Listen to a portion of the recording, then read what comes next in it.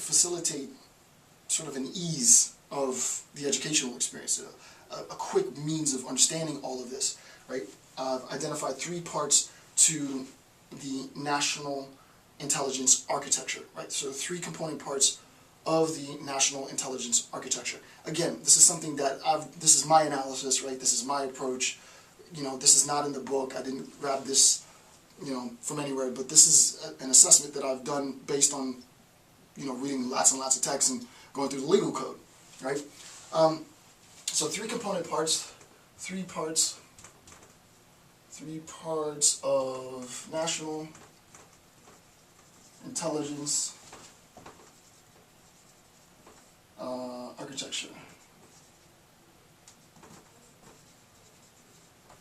Right, 3 parts of national intelligence architecture. Again, this is all public information, and I've given links. There's tons, as you see, there's footnotes forever in this document, but I've given links to all of the different resources, and you'll see that the website pages are, you know, they're all over the place. There's websites from everywhere. But if you go to these websites, you'll start to be able to see that you have to be trained. But this is what I'm trying to help you do. You have to be trained in order to see sort of how this all sort of creates a narrative. It's hard to identify the narrative, but all the information is public information. None of this is, you know, necessarily new. This is all a given. And again, the point of me doing this video is not to just talk about what we already know, because that wouldn't, you know, there wouldn't be any point in me doing the videos. The point of me doing this is to serve, as I said, as a repository, right? I want to take all of that information that's all over the internet and put it into one series of video, one PDF document, so then you can later on your own account, for your own interest, cite and resource and, you know, do exactly what I did. Find information and collect your own bits of information, make your own assessment, right? So it's part educational, but it's heavy on the reference because you can do your own research if you see fit. Okay, so 3 parts of national intelligence architecture. This is sort of my conception. The first part of this intelligence architecture, which, all right, I'm just officially going to throw that out. The first part of this national intelligence architecture is the federal government, right? It's the federal level.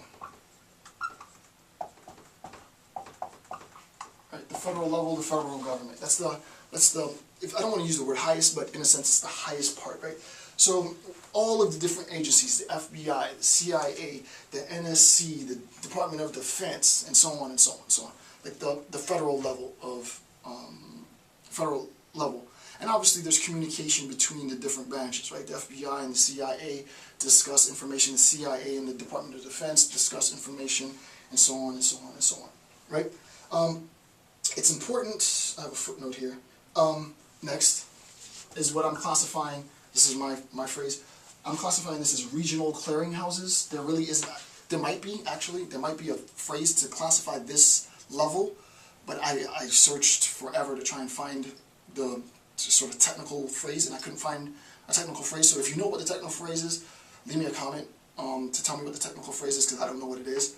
But the phrase that I'm using is regional clearinghouses. I'm going to call them clearinghouses, but you'll see why later. So regional.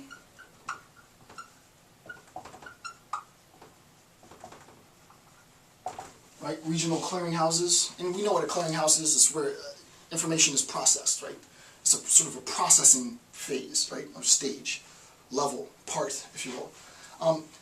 And I'm going to talk specifically about, and I do here, talk about 2 different forms of regional clearinghouses. The first is the Joint Terrorism Task Force, which is the JTTF, and I'll talk about the Joint Terrorism Task Force as what I'm labeling as a regional clearinghouse. And the second is the Department of Homeland Security fusion centers, what the fusion centers are, and so on, right? My assessment is that the regional clearinghouses, the JTTF and the fusion centers, serve as clearinghouses of information between the federal government and then the next phase, local law enforcement and so on, right?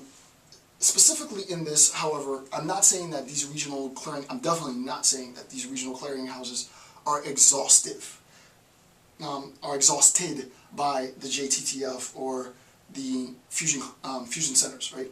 Because there is for example, the Joint Regional Intelligence Center on the west side, right? I'm on the east side, but on the west side they have I guess it would be JRIC, I guess, I really don't know.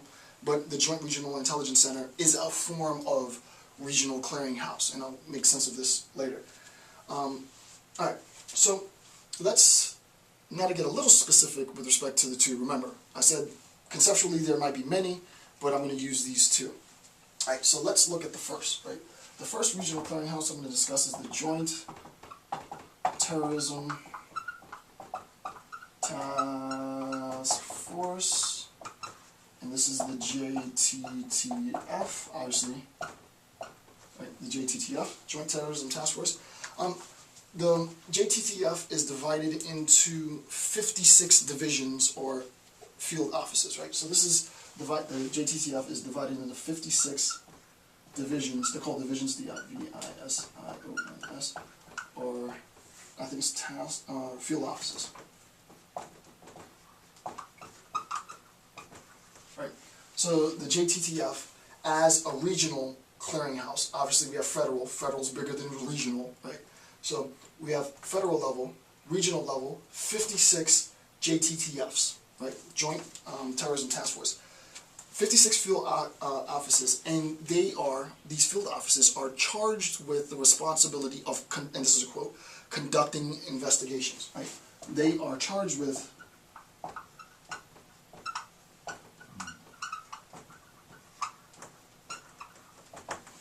right.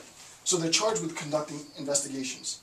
Again, if we refer back to the CAD model, remember before we were talking about how this is structured within the collection, analysis, and dissemination of information. If we're talking about the CAD intelligence model, then obviously the investigation is going to be impossible without intel. So in talking about conducting investigations, there is a sense in which we need to know how the JTTF, to be technical, is receiving its intel, right? So we need to be able to assess, and this just makes obvious sense if you think about it, right? If we're saying that they're regional, what I'm calling regional clearinghouses between the federal government and particular law enforcement agencies, and city municipalities and blah, blah, blah, you know, man on the street type stuff. If this is the intermediary level, and they are charged, the JTTF is charged with conducting information, there must be a sense in which the JTTF accounts for how it receives its information, right? Because it's primarily charged with investigating.